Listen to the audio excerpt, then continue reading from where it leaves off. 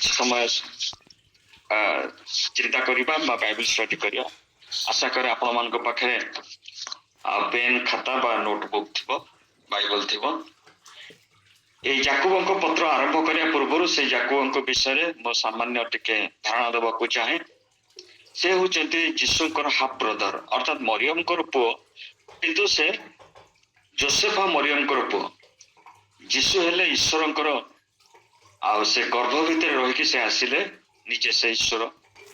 କିନ୍ତୁ ଅନ୍ୟ ଭାଇମାନେ ହେଉଛନ୍ତି যেটা ନ୍ୟାଚୁରାଲ ସିଷ୍ଟମରେ ଆମମାନଙ୍କର ଜନ୍ମ ଗ୍ରହଣ ହୁଏ, ସେମାନେ ସେରକମ।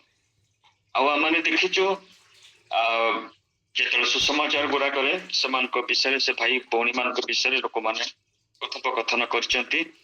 ଏମାନଙ୍କ ନାଁ ସବୁ ଏହା, ଆମମାନଙ୍କ ମଧ୍ୟରେ ସେମାନେ ଅଛନ୍ତି, ଏଠି ବଢେଇର ପୁଅ ନୁହେଁ, ଇତ୍ୟାଦି ଇତ୍ୟାଦି ଇତ୍ୟାଦି।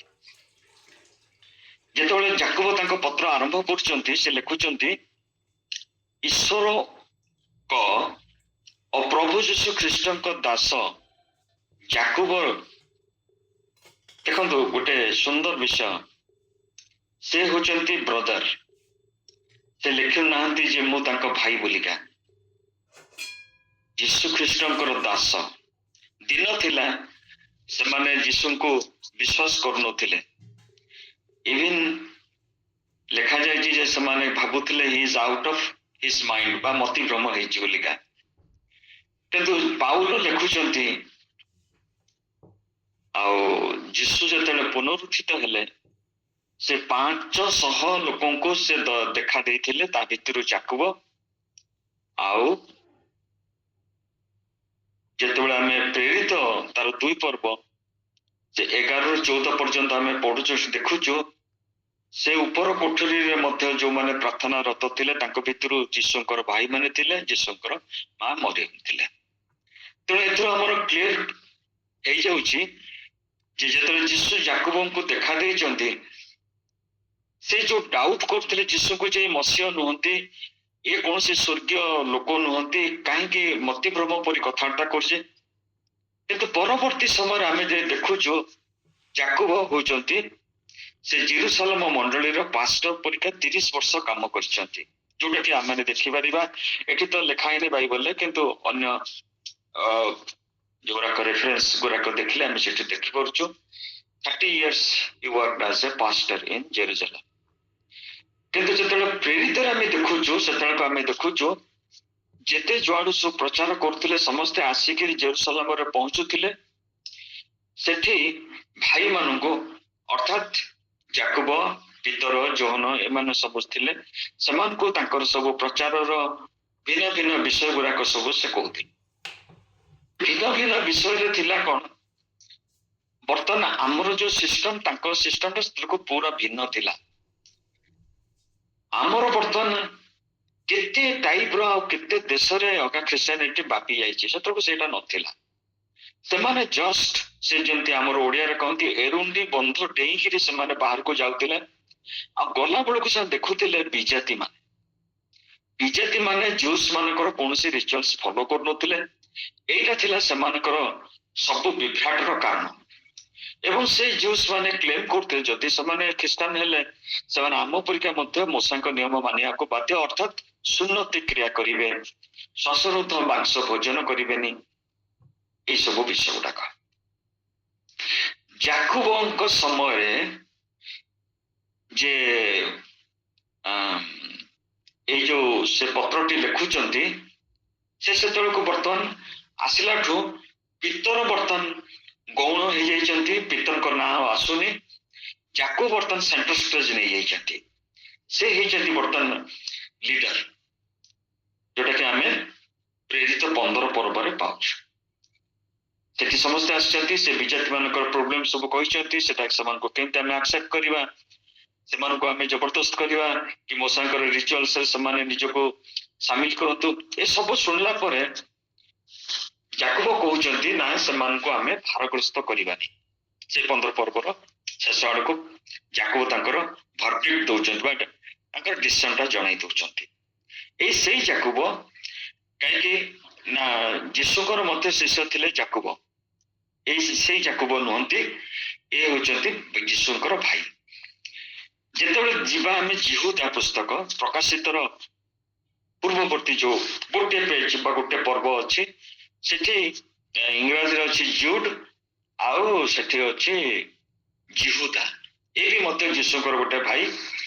ସେ ଅତି ସୁନ୍ଦର ଭାବରେ ଲେଖିଛନ୍ତି। ସେ ପୁଣି ସେଇ ଦାସ ପରି କହୁଛନ୍ତି, କିନ୍ତୁ କହୁଛନ୍ତି ମୁଁ ଯାକୁବଙ୍କ ଭାଇ। ସେ ଆଉ ଗୋଟେ ପରିଚୟ ସେ ଦଉଛନ୍ତି।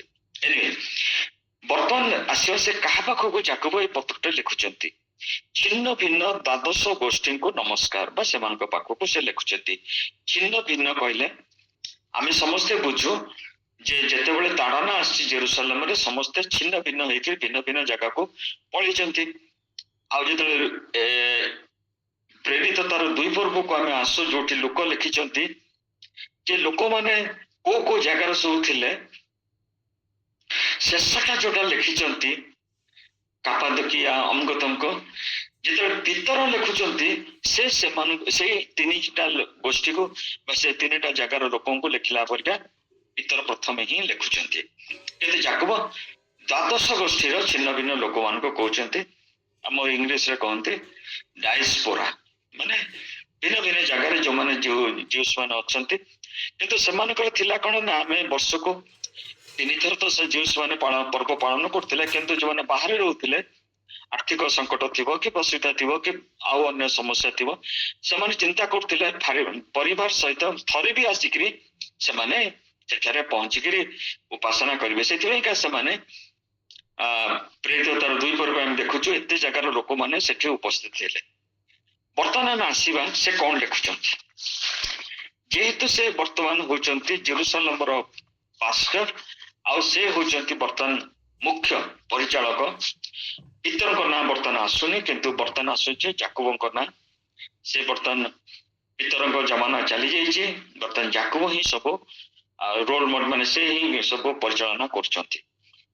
ସେ ଖବର ପାଉଥିବେ ସବୁ ଜାଗାରୁ, ଯୋଉ ପ୍ରଚାରକ ମାନେ, ଇଭାଞ୍ଜେଲିଷ୍ଟ ମାନେ, ଆପୋଷ୍ଟଲ୍ସ ମାନେ, ପାଷ୍ଟର ମାନେ ଆସିକି ସବୁ କହୁଥିବେ ଯେ ସେମାନେ କେମିତି ସବୁ କଷ୍ଟକର ପରିସ୍ଥିତି ଭିତରେ ଦେଇ ଯାଉଛନ୍ତି। ତାର ୱାର୍ଡ ସେ ଲେଖୁଛନ୍ତି ତ ମାନେ ପରୀକ୍ଷାରେ ପରୀକ୍ଷିତ ହୁଅ, ସେଟା ଇଂରାଜୀରେ ହଉଛି ଟ୍ରାଏଲ୍ସ ଆଣ୍ଡ ଟ୍ରିବୁଲେସନ। କିନ୍ତୁ ଏଇ ଯାକୁବ ପତ୍ରର ଆପଣ ଯେତେବେଳେ ଆସିବେ 12 ପଦକୁ, ଯେଉଁ ଲୋକ ପରୀକ୍ଷା ସହ୍ୟ କରେ ସେ ଧନ୍ୟ, କାରଣ ପ୍ରଭୁ ଆପଣ ଲୋକମାନଙ୍କୁ ଯେଉଁ ଜୀବନ ରୂପ ମୁକୁଟ ଦେବାକୁ ପ୍ରତିଜ୍ଞା କରିଛନ୍ତି, ପରୀକ୍ଷା ସିଦ୍ଧ ହେଲା ଉତ୍ତାରେ ସେଇ ଲୋକ ସେ ମୁକୁଟ ପାଇବ। 13ଟା ତାଠୁ ଆହୁରି ଇଣ୍ଟରେଷ୍ଟିଂ। କେହି ପରୀକ୍ଷିତ ହେଲେ ମୋର ଏଇ ପରୀକ୍ଷା ଈଶ୍ୱର ଠାରୁ ହଉଛି ବୋଲିକା ନ କହୁ। ଏଠି ଲେଖା ହେଲା ଯେତେବେଳେ ତମାନେ ପରୀକ୍ଷା ହଉଛ ବିଶେଷ ଆନନ୍ଦର ବିଷୟ ବୋଲି ମନେ କର, କାରଣ ପରୀକ୍ଷା ସିଦ୍ଧ ବିଶ୍ୱାସରେ ଧୈର୍ଯ୍ୟ ଉତ୍ପନ୍ନ କରେ। 3 ପଦ କର, ଏହା ତ ଜାଣୁଅଛ। ମୁଁ ଦୃଢ ଭାବରେ କହିପାରିବି ଏଟା ଗୋଟେ ରଙ୍ଗ ଟ୍ରାନ୍ସଲେସନ, କାରଣ ମୁଁ ଅନ୍ୟ ଇଂରାଜୀ ବାକ୍ୟ ମାନେ ବାଇବଲ ସାଙ୍ଗରେ ଆକୁ ମିଶେଇକି ଦେଖିଲି। ଯାକୁବ 1 ପର୍ବର 12 ଥର trials and tribulation, that is temptation. Even ଆମର ଆଉ ଗୋଟେ ଭୁଲ ଟ୍ରାନ୍ସଲେସନ ହଉଛି ପ୍ରଭୁଙ୍କ ପ୍ରାର୍ଥନା। ପରୀକ୍ଷାରେ ଆମମାନଙ୍କୁ ନ ଆଣ, ଏଟା ମୋଟେ ଲେଖା ହେଇନି ଇଂରାଜୀ ବାଇବଲରେ। ଲିଡ୍ ଅସ୍ ନଟ୍ ଅନ୍ ଟୁ ଟେମ୍ପଟେସନ, ତାକୁ ଆମର ଯୋଉମାନେ ଟ୍ରାନ୍ସଲେସନ କରିଛନ୍ତି ସେମାନେ ଅତି ସୁନ୍ଦର ଭାବରେ ତାକୁ ପରୀକ୍ଷା ବୋଲି ଲେଖିଦେଲେ, ତାକୁ ହିଁ ଆମେ କହିଦଉଛୁ। କିନ୍ତୁ ଏଠି ଯାକୁବଙ୍କ ପତ୍ରରେ 2ଟା ଭିନ୍ନ ଭିନ୍ନ, ଗୋଟେ ହଉଛି 2, 3, 4, ସେଟା ହଉଛି ଟ୍ରାଏଲ୍ସ ଆଣ୍ଡ ଟ୍ରିବୁଲେସନ। 12 ଥର ଆଡକୁ ଯୋଉଟା ସେଟା ହଉଛି ଟେମ୍ପଟେସନ। ସେଥିପାଇଁ ସେ କହିଲେ ଯେତେବେଳେ ଟେମ୍ପଟେସନ ଆସୁଛି ସେ ଜଣେ କିଏ ନ କହୁଛେ ସେଟା ପ୍ରଭୁଙ୍କ ପାଖରୁ ଆସିଲା ବୋଲିକା, କିନ୍ତୁ God allows trials and tribulation in our life। ଆମେ ଆମେ ଆୟୁବଙ୍କ ବିଷୟରେ ଦେଖିଛୁ, ଯେତେବେଳେ ସେ ଶୈତାନ ଆସିଛି ସେତେବେଳକୁ ସେ ପରମିଶନ ପ୍ରଭୁ ତାକୁ ଦେଇଛନ୍ତି। ଯୋସେଫଙ୍କ ସମୟରେ ଆମେ ଦେଖିଛୁ ଯେ ସେ ମଧ୍ୟ ସେ ଟ୍ରାଏଲ୍ସ ଆଣ୍ଡ ଟ୍ରିବୁଲେସନରେ ଗଲେ। ଦାଉଦଙ୍କ ସମୟରେ ଆମେ ଦେଖିଛୁ ସେ ଯେମିତି ସାମୁଏଲଙ୍କ ଦ୍ୱାରା ଅଭିଷେକ୍ତ ହେଲେ ସାଙ୍ଗେ ସାଙ୍ଗେ ରାଜା ହେଇଯାଇନାହାନ୍ତି, ତାକୁ ଅନେକ ଦିନ ଲାଗିଲା। ଆଉ ସେ ପ୍ରାନ୍ତର ମଧ୍ୟରେ ଗୁମ୍ଫା ମଧ୍ୟରେ ଲୁଚିକି ସବୁ ରହୁଥିଲେ। ସାଉଲ ତାଙ୍କୁ ମାରିବା ପାଇଁ ଚେଷ୍ଟା କରୁଥିଲେ। ସେଥିରେ ତାଙ୍କର ବହୁତ ଅନୁଭୂତି ସମ୍ପନ୍ନ ସେ ରାଜା ହେଇପାରିଲେ। ପ୍ରଭୁ ଯୋସେଫଙ୍କୁ ମଧ୍ୟ ଅନେକ ଦିନ ପର୍ଯ୍ୟନ୍ତ ତାଙ୍କୁ ସେଇ ବନ୍ଦିଶାଳାରେ ରଖିଲେ। ଅଯଥାରେ ତାଙ୍କ ନାଁରେ ଦୋଷ ଲଦାଗଲା। କିନ୍ତୁ ଏ ସବୁରେ ସେ ଶିଖିଲେ ଯେ ଆହୁରି ମ୍ୟାଚୁର ହବା ପାଇଁ, ଯୋଉଟା କି ଆମର ଯାକୁବ ସେ ଲେଖୁଛନ୍ତି ଯେ ଚାରିପଦରେ, ଯେପରି କୌଣସି ବିଷୟରେ ଉଣା ନ ପଡି ସିଦ୍ଧ ସମ୍ପୂର୍ଣ୍ଣକୁ ଏଥିପାଇଁ ଧୈର୍ଯ୍ୟ ସମ୍ପୂର୍ଣ୍ଣ ରୂପେ କାର୍ଯ୍ୟ ସାଧନ କରୁ। ସିଦ୍ଧ ଓ ସମ୍ପୂର୍ଣ୍ଣ କୁହ, ପରଫେକ୍ଟ ଆଣ୍ଡ ପରିପକ୍ୱ ହବା କଥା। ଟ୍ରାନ୍ସଲେସନ ଟିକେ ଭୁଲଭାଲ ହଉଛି, କଣ କରିବା। ତେଣୁ ପରିପକ୍ୱ ହବା ପାଇଁକା ଖାଲି ଏଇ ଗୋଟେ ଜାଗାରେ ଏଠି ଲେଖା ହେଇନି, ପାଉଲ ଆ ଉପରେ ବହୁତ ବିଷୟ ଲେଖିଛନ୍ତି। ଆମେ ତାକୁ ବି ଟିକେ ଅନୁଧ୍ୟାନ କରେ, ଯେହେତୁ ଏଟା ବାଇବେଲ ଷ୍ଟଡି, ଆମେ ରେଫରେନ୍ସ ଗୁଡାକୁ କେବେ ଛାଡି ପାରିବାନି। ପାଉଲ ଯେତେବେଳେ ଲେଖୁଛନ୍ତି, ସେ ଲେଖୁଛନ୍ତି ଯେ ମୁଁ ତାକୁ ପଢିଦବା ଭଲ ଲାଗିବ। ଯେତେବେଳେ ମୁଁ ବହୁତ ପରିମାଣରେ କଷ୍ଟ ପାଇଲି, ପରୀକ୍ଷା ଭିତରେ ଦେଇକି ଗଲି, ସେତେବେଳକୁ ମୁଁ ଗୋଟେ ବିଷୟ ଶିଖିଲି। ପଢିଦିଅନ୍ତୁ ଟିକେ, ଦ୍ୱିତୀୟ କରନ୍ତି 1 ପର୍ବର 8 ରୁ 10। ଦ୍ୱିତୀୟ କରନ୍ତି 1 ପର୍ବ 8 ରୁ 10। କାରଣ ହେ ଭାଇମାନେ, ଏସିଆର ଆମ୍ଭମାନଙ୍କ ଉପରେ ଘଟିଥିବା କ୍ଲେଶ ସମ୍ବନ୍ଧରେ ତୁମ୍ଭେମାନେ ଯେ ଯୋଗ୍ୟ ଥାଅ, ଏହା ଆମ୍ଭମାନଙ୍କର ଇଚ୍ଛା ନୁହେଁ। ଆମ୍ଭମାନଙ୍କ ଶକ୍ତିର ଅତିରିକ୍ତ ରୂପେ ଭାରଗ୍ରସ୍ତ ହୋଇଥିଲୁ, ଏପରିକି ଜୀବନର ଆଶା ମଧ୍ୟ ପରିତ୍ୟାଗ କରିଥିଲୁ। ହଁ, ଆମ୍ଭେମାନେ ମୃତ୍ୟୁରୁ ସମର୍ପିତ ହୋଇଅଛୁ ବୋଲି ନିଜ ନିଜ ମନରେ ବୋଧ ପାଇଥିଲୁ, ଯେପରି ଆମ୍ଭେମାନେ ଆପଣା ଆପଣା ଉପରେ ନିର୍ଭର ନ ଦେଇ ବରଂ ଯେଉଁ ଈଶ୍ୱର ମୃତମାନଙ୍କୁ ଉଠାଇ ତାହାଙ୍କ ଉପରେ ନିର୍ଭର କରୁ, ସେ ଆମ୍ଭମାନଙ୍କୁ ଏପରି ଭୟାନକ ମୃତ୍ୟୁରୁ ଉଦ୍ଧାର କଲେ ଓ ଉଦ୍ଧାର କରିବେ।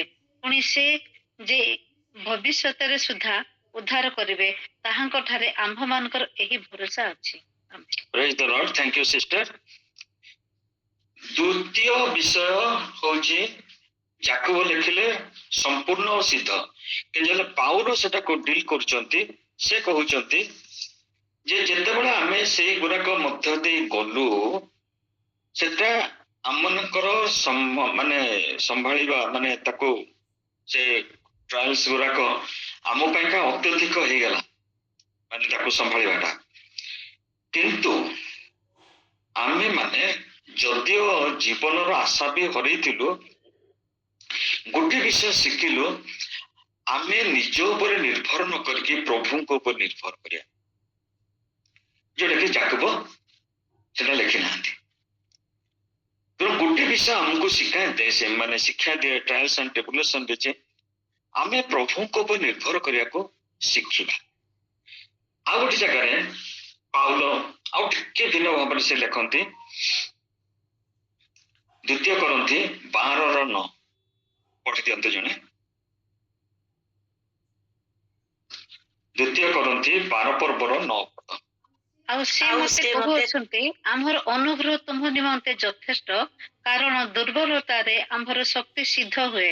ଅତଏବ ଯେପରି ଖ୍ରୀଷ୍ଟଙ୍କ ଶକ୍ତି ମୋ ଉପରେ ଅବସ୍ଥାନ କରେ, ଏଥିପାଇଁ ମୁଁ ଅତି ଆନନ୍ଦରେ ବରଂ ମୋହର ଦୁର୍ବଳତାରେ ଦର୍ପ କରିବି। ଏଠି ପାଉଲ ଆଉ ଗୋଟେ ଏଲିମେଣ୍ଟ କୁ ଯୋଗ କରୁଛନ୍ତି, ସେଟା ହଉଛି ଗ୍ରେସ୍। ପାଉଲ ମଧ୍ୟ କହୁଛନ୍ତି ଯେ ଯେତେବେଳେ ମୋର ପାଖରେ ୱିକନେସ୍, ସେତେବେଳକୁ ପ୍ରଭୁଙ୍କ ଗ୍ରେସ୍ ମୁଁ ଜାଣିପାରୁଛି, ଆସୁଛି, ଆଉ ପ୍ରବଳ ମାତ୍ରାରେ ଆସୁଛି। କିନ୍ତୁ ତାର ଶେଷଟା ପରିଣାମ ହଉଛି ମୁଁ ଯେମିତି ପ୍ରଭୁଙ୍କ ଉପରେ ଅଧିକ ନିର୍ଭର କରିପାରିବି। ତାପରେ ଦେଖିବା ଫିଲିପ 4 ପର୍ବର 11 ରୁ 13।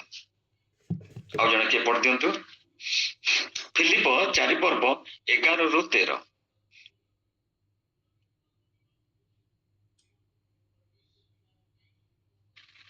ଅଭାବ ହେତୁ ମୁଁ ଯେ ଏହା କହୁଅଛି ତାହା ନୁହେଁ, କାରଣ ମୁଁ ଯେକୌଣସି ଅବସ୍ଥାରେ ଥାଏ ସେଥିରେ ସନ୍ତୁଷ୍ଟ ରହିବାକୁ ଶିକ୍ଷା କରିଅଛି। ଦୀନତା ଭୋଗ କରି ଜାଣେ ଓ ପ୍ରଚୁରତା ମଧ୍ୟ ଭୋଗ କରି ଜାଣେ। ସର୍ବ ଅବସ୍ଥାରେ ଓ ସର୍ବ ବିଷୟରେ ପରିତୃପ୍ତ ହେବାରେ ମୁଁ କ୍ଷୁଧିତ ରହିବାରେ, ପ୍ରଚୁରତା ଭୋଗ କରିବାରେ କିମ୍ବା ଅଭାବଗ୍ରସ୍ତ ହେବାରେ ମୁଁ ସୁରକ୍ଷିତ ହୋଇଛି। ମୋହର ଶକ୍ତିଦାତାଙ୍କ ସାହାଯ୍ୟରେ ମୁଁ ସମସ୍ତ କରିପାରେ। ଏଠି ଆମେ ଦେଖୁଛୁ ଆଉ ଗୋଟେ ବିଷୟ ଜଡିତ ହେଲା। ପ୍ରଥମେ ଆମେ ଦେଖିଲୁ ଯେ ଏଇ ଟ୍ରାଏଲ୍ସ ଆଣ୍ଡ ଟ୍ରିବୁଲେସନ ବା କଷ୍ଟକର ପରିସ୍ଥିତି ପରୀକ୍ଷା ଯୋଉଟା କି ଯାକୁ ଲେଖୁଛନ୍ତି ସେଥିରେ ଆମେ ଈଶ୍ୱରଙ୍କ ଉପରେ ନିର୍ଭର କରିବା ଶିଖିବା। ଦ୍ୱିତୀୟରେ ଦେଖିଲୁ ଯେ ଆମେ ନିଜ ଉପରେ ନିର୍ଭର ନ କରିକି ଈଶ୍ୱରଙ୍କ ଉପରେ ନିର୍ଭର କରିବା।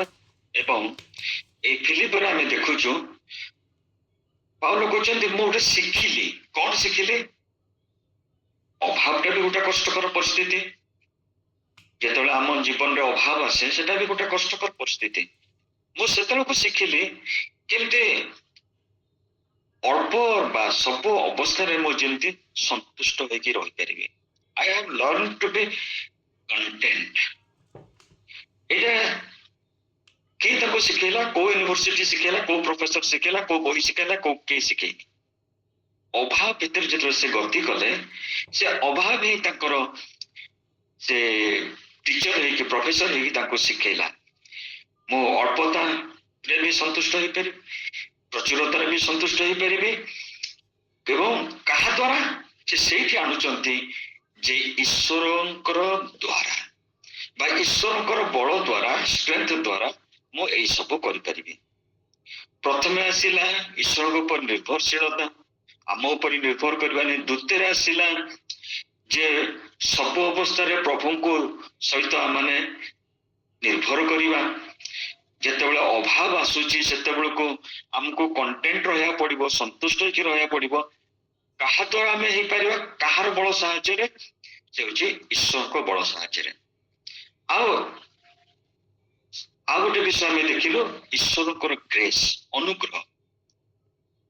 ପାଉଲ କହୁଛନ୍ତି ମୋ ଦେହରେ କଣ୍ଟକ ସ୍ୱରୂପ ଗୋଟେ ବିଷୟ ଥିଲା, ମୁଁ 3 ଥର ପ୍ରାର୍ଥନା କଲି, ମାତ୍ର ଈଶ୍ୱରଙ୍କ ପାଖରୁ ଉତ୍ତର ଆସିଲା ମୋର ଅନୁଗ୍ରହ ତୁମ ପ୍ରତି ପ୍ରଚୁର। ଆଉ ଇଂରାଜୀରେ ମତେ ବହୁତ ଭଲ ଲାଗେ, ମୁଁ ସେଥି ଆଗେ ଇଂରାଜୀରେ କହୁଛି my grace cometh in full strength when I am weak।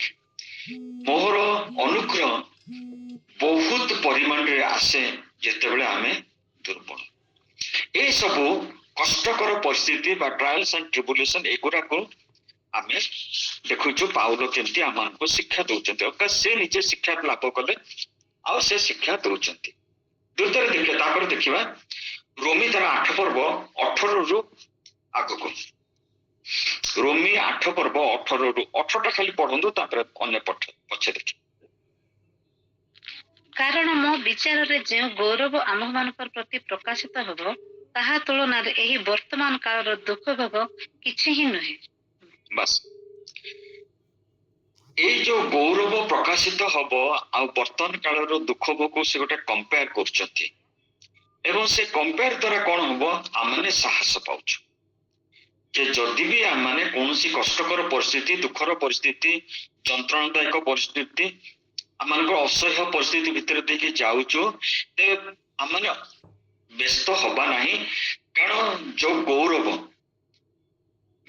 କହିଲେ ଯୋଉ ଆଭା ବା ପ୍ରଭା କଣ ଯୋଉଟା ହବ, ଏନିୱେ ପ୍ରଭୁ ଆମମାନଙ୍କୁ ଦେବେ। ଆମେ ଦେଖିଛୁ ଯେତେବେଳେ ସେ ପାହାଡ ଉପରେ ଯୀଶୁଙ୍କର ଅନ୍ୟ ରୂପ ଧାରଣ କଲେ ଗୋଟେ ଗୌରବମୟ ଶରୀର ସେ ପାଇଲେ। ଅର୍ଥାତ୍ ଗୋଟେ ଆଭାଯୁକ୍ତ ଶରୀର ବା ଗୋଟେ ଆଲୋକର ଶରୀର ସେ ପାଇଲେ। ପ୍ରଭୁ ସେଇ ରକମ ଭାବରେ ଆମମାନଙ୍କୁ ଗୋଟେ ଶରୀର ଦବାକୁ ଯାଉଛନ୍ତି ଏବଂ ଏତେ ଆନନ୍ଦ ତା ଭିତରେ ଅଛି, ସେଟାକୁ ସେ ଆମମାନଙ୍କୁ ଦେବେ। କାହିଁକି ଦେବେ? ସବୁ ପଦ ପଢିଲେ ସମୟ ହେଇଯିବ, ମୁଁ ପଢୁନି। କାରଣ ଆମେ ହଉଛୁ ଉତ୍ତରାଧିକାରୀ ପ୍ରଭୁଙ୍କର ସହିତ ବା ଯୀଶୁଖ୍ରୀଷ୍ଟଙ୍କର ସହିତ ଆମେ ଉତ୍ତରାଧିକାରୀ। ସେଥିପାଇଁକା ତାଙ୍କ ସଫରିଂ ବା ତାଙ୍କର କଷ୍ଟକୁ ମଧ୍ୟ ଆମେ ସହ୍ୟ କରିବା ଏବଂ ତାପରେ ଯେହେତୁ ତାଙ୍କର ଉତ୍ତରାଧିକାରୀ ତାଙ୍କ ଗୌରବର ମଧ୍ୟ ଭାଗୀ ହେବା। ତାପରେ ପଢନ୍ତୁ 2 କରନ୍ତି 1 ପର୍ବର 11 ପଦ। 2 କରନ୍ତି 1 ପର୍ବର 11 ପଦ। ତୁମ୍ଭେମାନେ ମଧ୍ୟ ଯୋଗ ଦେଇ ପ୍ରାର୍ଥନାରେ ଆମ୍ଭମାନଙ୍କର ଉପକାର କରୁଅଛ, ଯେପରି ଆମ୍ଭମାନଙ୍କୁ ଯେଉଁ ଅନୁଗ୍ରହ ଦାନ ଦିଆଯାଇଅଛି ସେଥି ନିମନ୍ତେ ଅନେକଙ୍କ ମୂର୍ଖରୁ ଆମ୍ଭମାନଙ୍କ ସକାଶେ ବହୁତ ଧନ୍ୟବାଦ ଦିଆଯାଏ। Praise the Lord, thank you। ଏଠି ଆଉ ଗୋଟେ ବିଷୟ ପ୍ରଭୁ ଆମ ଜୀବନରେ କାହିଁକି ଆଣନ୍ତି ଟ୍ରାଏଲ୍ସ ଆଣ୍ଡ ଟ୍ରିବୁଲେସନ? ପ୍ରଭୁ ଆମକୁ କମ୍ଫର୍ଟ କରନ୍ତି। ବର୍ତ୍ତମାନ 2ଟା ବିଷୟ ଆସିଗଲା। ଏ କମ୍ଫର୍ଟର ମାନେ ହଉଛି ଆମେ ପ୍ରଭୁଙ୍କ ଠାରୁ ରିସିଭ କଣ କଲୁ ଆଉ ସେଇଟା ଅନ୍ୟମାନଙ୍କୁ କଣ ସେଟା ପ୍ରସାର କଲୁ ବା ତାକୁ ଆମେ ଦାନ କଲୁ। ଆମେ ଈଶ୍ୱରଠୁ କମ୍ଫର୍ଟ ପାଇଲୁ, ସେ ଚାହୁଁଛନ୍ତି ଅନ୍ୟମାନେ ଯେହେତୁ ସିମିଲାର ସଫରିଂ ଭିତରେ ଦେଇକି ଯାଉଛନ୍ତି ସେଟାକୁ ଆମେ ମଧ୍ୟ ସେମାନଙ୍କୁ ସେଇ କମ୍ଫର୍ଟଟାକୁ ବା ସେଠି ଶାନ୍ତି ସାନ୍ତ୍ୱନାକୁ ସେମାନଙ୍କ ପାଖରେ ପହଞ୍ଚେଇବା। ଦେଖନ୍ତୁ ଗୋଟେ ଟ୍ରାଏଲ୍ସ ଆଣ୍ଡ ଟ୍ରିବୁଲେସନ କେତେ ଗୁଡା ପଏଣ୍ଟ ଆମେ ଦେଖୁଛୁ। ଆମେ ନିଜ ଉପରେ ନିର୍ଭର କରିବାନି, ପ୍ରଭୁଙ୍କ ଉପରେ ନିର୍ଭର କରିବା। ଅନୁଗ୍ରହ ଆସିବ ଯେତେବେଳେ ଆମମାନଙ୍କ ଜୀବନରେ ଦୁର୍ବଳତା ଆସିବ, ସେତେବେଳକୁ ଆମକୁ ଶିଖିବାକୁ ପଡିବ ଯେ ଆମେ ସନ୍ତୁଷ୍ଟ ହେଇକି ରହିବା, କାରଣ ଅନ୍ୟମାନେ ଆମମାନଙ୍କ ଆଗରୁ ମଧ୍ୟ ପ୍ରଚୁରତାରେ ଅଭାବରେ ସନ୍ତୁଷ୍ଟ ହେଇଛନ୍ତି, ତେଣୁ ଆମକୁ ରହିବାକୁ ପଡିବ। ତାପରେ ହଉଛି ଏଇ ଜଗତର ଯୋଉ କଷ୍ଟ ଦୁଃଖ ତାଡନା ଆସିବ ତା ତୁଳନାରେ ପ୍ରଭୁ ଆମମାନଙ୍କୁ ଭବିଷ୍ୟତରେ ଯୋଉ ଗୌରବ ପ୍ରଦାନ କରିବାକୁ ଯାଉଛନ୍ତି କିଛି ନୁହେଁ ଏଇଟା, ତାମାନେ ଗୌରବଟା ଆହୁରି ବହୁତ ପରିମାଣରେ ଅଧିକ। ତାପରେ ହଉଛି ଆମେ ହଉଛୁ ତାଙ୍କର ସହ ଉତ୍ତରାଧିକାରୀ ବା ଆମେ ବି ଭାଇ ହେଲୁ ତାଙ୍କର। ଯେହେତୁ ଭାଇ ହେଲୁ, ସେ ଯୋଉଠାରେ ଥାନ୍ତି ଜହନରେ ଲେଖା ହେଇଛି ତୁମାନେ ସେଇଠାରେ ମୋ ସହିତ ରହିବ ଏବଂ ସେ ଗୌରବର ଭାଗୀ ହବ। ଏଠି ବର୍ତ୍ତମାନ ଆମେ ଦେଖୁଛୁ ଯୋଉ ଶାନ୍ତି ସାନ୍ତ୍ୱନା ମାନେ ପାଇବା ସେଟା ଅନ୍ୟମାନଙ୍କୁ ବାଣ୍ଟିବା, ଯୋଉମାନେ ସେଇ ସିମିଲାର କଣ୍ଡିସନରେ ଅଛନ୍ତି ସେମାନଙ୍କୁ ବାଣ୍ଟିବା। ତାପରେ ଦେଖିବା ଆମେ ଦ୍ୱିତୀୟ କରନ୍ତି 1:3-5। ଦ୍ୱିତୀୟ କରନ୍ତି 1:3-5। ଆମ୍ଭମାନଙ୍କ ପ୍ରଭୁ ଯୀଶୁ ଖ୍ରୀଷ୍ଟ ଓ ପିତା ଧନ୍ୟ, ସେ ଦୟାମୟ ପିତା ଓ ସମସ୍ତ ସାନ୍ତ୍ୱନା ଦାତା ଈଶ୍ୱର। ଈଶ୍ୱରଙ୍କ ଦ୍ୱାରା ଯେଉଁ ସାନ୍ତ୍ୱନାରେ ଆମ୍ଭେମାନେ ସାନ୍ତ୍ୱନା ପ୍ରାପ୍ତ ହେଉଅଛୁ, ସେହି ସାନ୍ତ୍ୱନା ଦ୍ୱାରା ଯେପରି ସମସ୍ତ ପ୍ରକାର କ୍ଲେଶ ଭୋଗୁଥିବା ଲୋକମାନଙ୍କୁ ସାନ୍ତ୍ୱନା ଦେଇପାରୁ, ଏଥିପାଇଁ ସେ ଆମ୍ଭମାନଙ୍କ ସମସ୍ତ କ୍ଲେଶରେ ଆମ୍ଭମାନଙ୍କୁ ସାନ୍ତ୍ୱନା ପ୍ରଦାନ କରନ୍ତି। କାରଣ ଖ୍ରୀଷ୍ଟଙ୍କ ସକାଶେ ଆମ୍ଭମାନଙ୍କ ଦୁଃଖ ଭୋଗ ଯେପରି ପ୍ରଚୁର, ସେହିପରି ଖ୍ରୀଷ୍ଟଙ୍କ ଦ୍ୱାରା ଆମ୍ଭମାନଙ୍କର ସାନ୍ତ୍ୱନା ମଧ୍ୟ ପ୍ରଚୁର। ଏଇଟା ମୁଁ କହିସାରିଛି ଶାନ୍ତି ସାନ୍ତ୍ୱନା ବିଷୟରେ, କିନ୍ତୁ ଗୋଟେ ନୂଆ ବିଷୟ ଏଠି ଯୋଗ ହେଲା, ସେଇଟା ହଉଛି ଯେ ସେ ପ୍ରଭୁ ହଉଛନ୍ତି ମର୍ସିଫୁଲ, ଫାଦର ଅଫ ମର୍ସିସ୍। ତା ଓଡ଼ିଆରେ କଣ ଲେଖା ହେଇଛି? 3:15।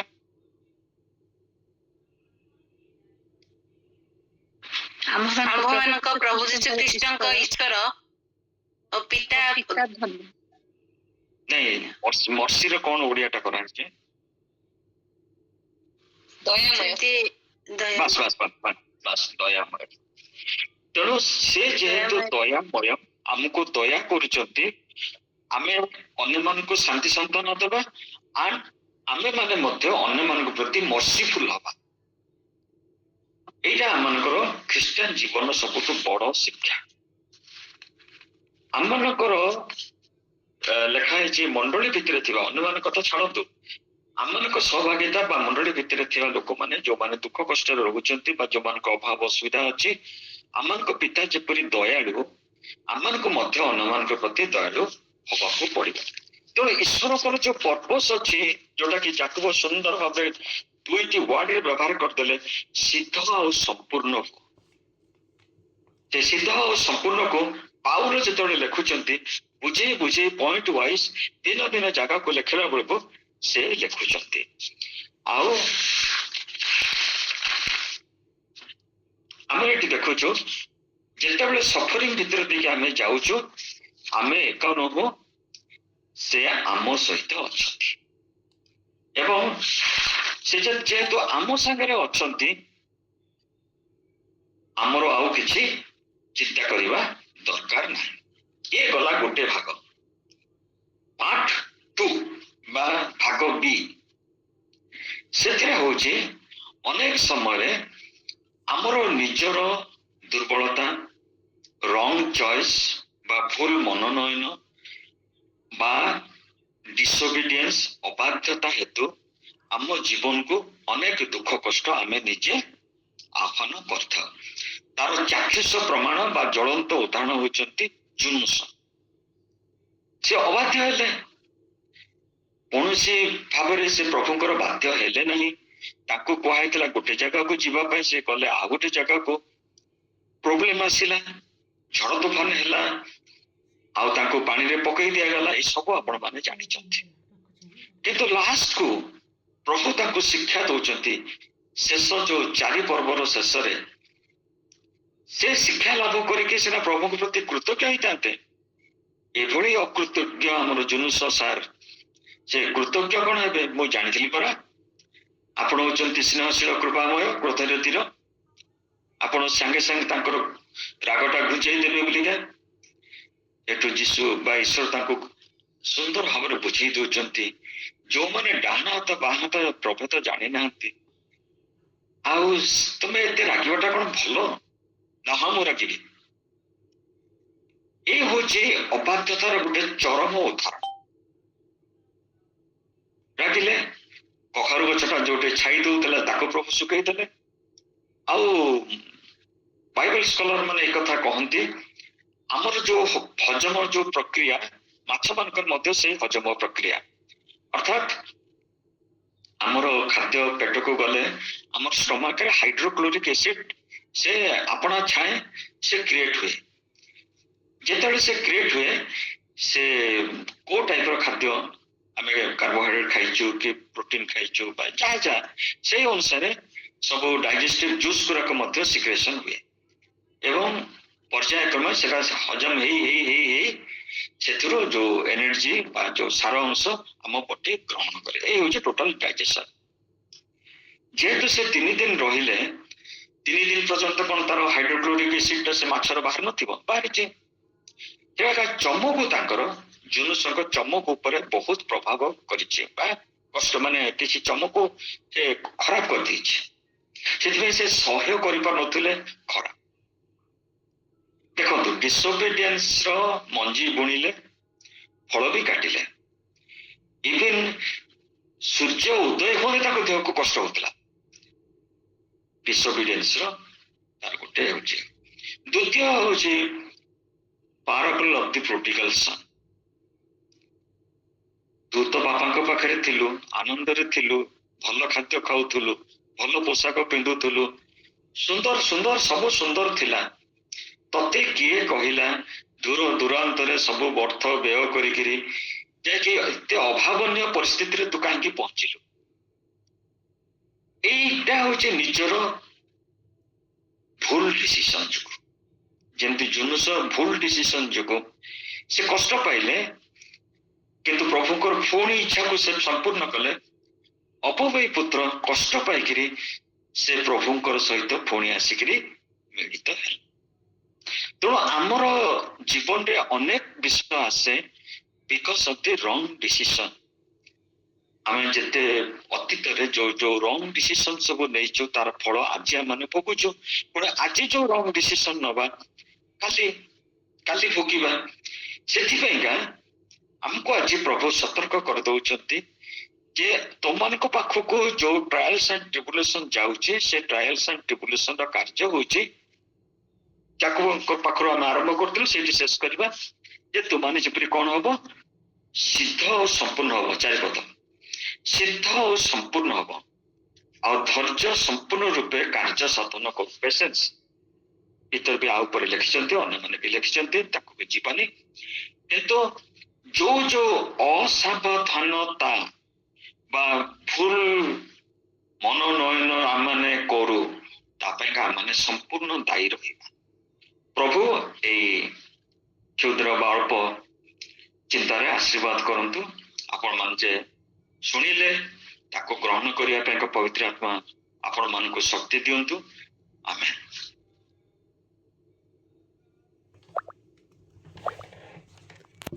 ଆମେନ୍ ଆମେନ୍। ଆସୁ ପ୍ରାର୍ଥନା କରିବା।